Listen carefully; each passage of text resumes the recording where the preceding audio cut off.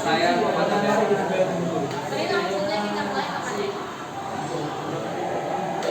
Latar belakang. Awal perlawanan rakyat di Maluku adalah ketika Portugis mendirikan benteng-benteng dan memonopoli perdagangan rempah-rempah yang ada pada abad ke-16. Rakyat Maluku merasa terjajah oleh bangsa Portugis sehingga akhirnya meluncurkan perlawanan dan bersekutu dengan Belanda untuk mengusir mereka pada awal abad ke-17. Namun, rakyat Maluku pada akhirnya juga mengusir bangsa Belanda karena adanya praktik monopoli perdagangan dan sistem pelayanan hongi yang membuat rakyat sengsara, sehingga Belanda melaksanakan sistem penyerahan wajib sebagian hasil bumi, terutama rempah-rempah kepada VOC.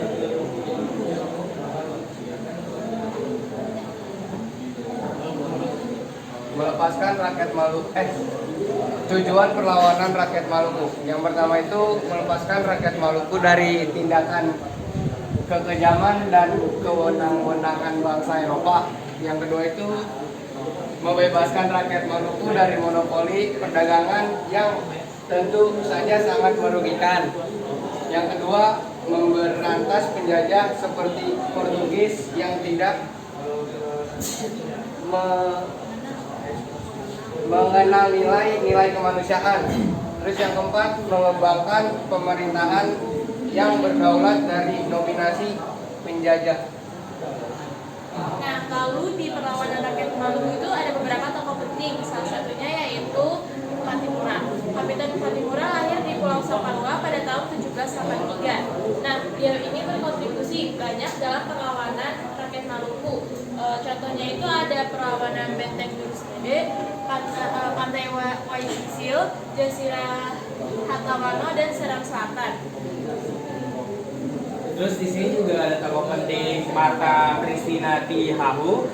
Marta Christina Tihahu sosok pahlawan dari Maluku, kelahiran Nusa Laut 4 Januari 1800. Marta Christina Tihahu itu adalah sosok pahlawan wanita dari Maluku, kelahiran Nusa Laut 4 Januari 1800. Ayah dari Marta Christina Tihahu, Kapiten Paulus Tihahu, merupakan sosok yang turut membantu Thomas Matulesi. Marta tak segan-segan untuk turut berjuang bersama sang ayah untuk melawan Belanda. Marta Christina Tihahu melancarkan siasat perang gerilya untuk meneruskan perjuangan pendahulunya dalam melawan penjajah. Namun sayangnya, ia kemudian tertangkap dan meninggal di Laut Banda pada 2 Januari 1818. Nah, berikut ada benteng. Peristiwa Benteng Durstede, perlawanan pada tanggal 15 Mei 1817 dimulai dengan menghancurkan kapal-kapal di pelabuhan Belanda. Setelah itu, para pejuang Maluku menuju Benteng Durstede di Pulau Sapura.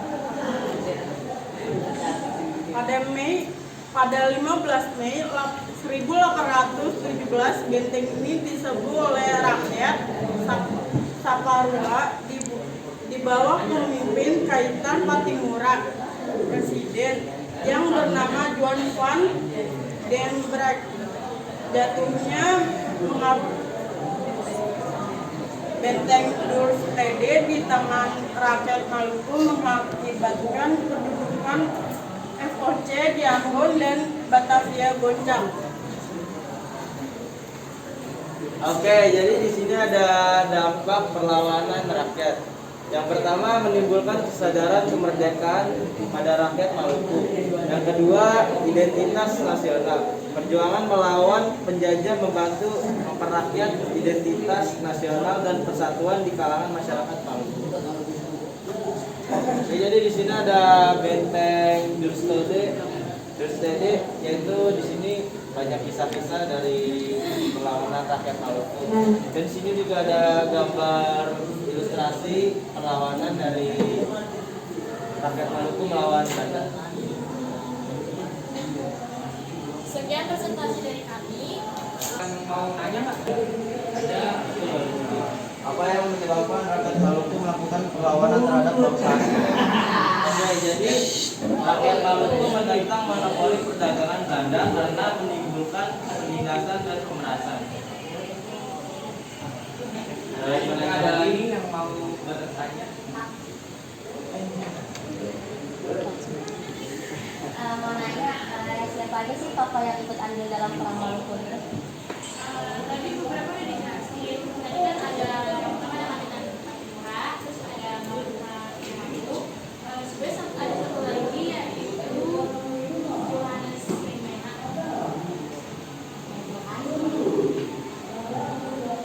Ya, mungkin ada satu lagi yang mau bertanya. Tadi kakak-kakak.